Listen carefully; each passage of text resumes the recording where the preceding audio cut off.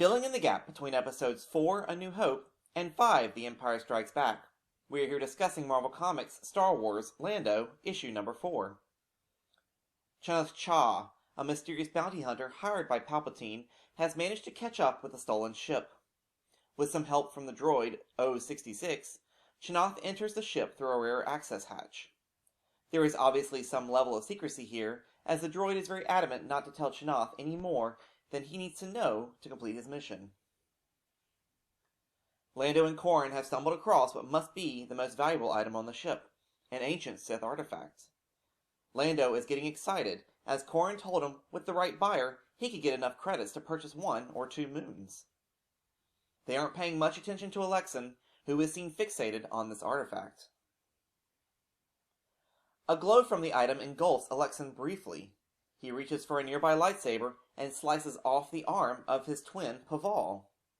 Lando and Corran make a run for it, locking the twins inside the artifact room.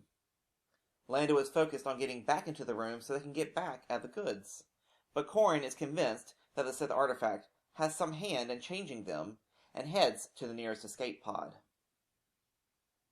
Chanath has convinced O-66 to give him the control codes to the ship. While he is resistant to that at first, the small pulse bomb he left inside the droid convinced him otherwise. His goal is to make sure Lando and crew cannot escape.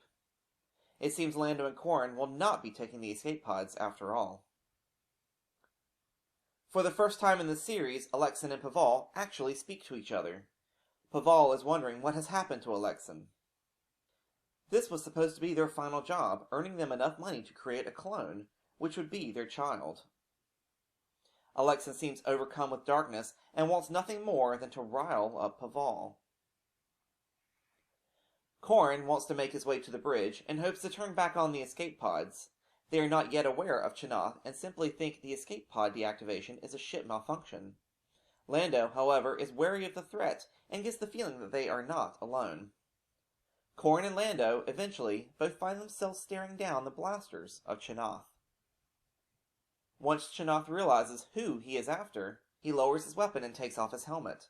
He, or rather, she seems to have a history with Lando, and at this point, who doesn't? She reveals to Lando who the owner of the ship is and her mission, to kill whomever took his ship. Little do they know, the twins Alexan and Paval are making their way out of the Sith artifact room, having both been possessed by the mysterious powers surrounding the artifacts. Thank you for watching.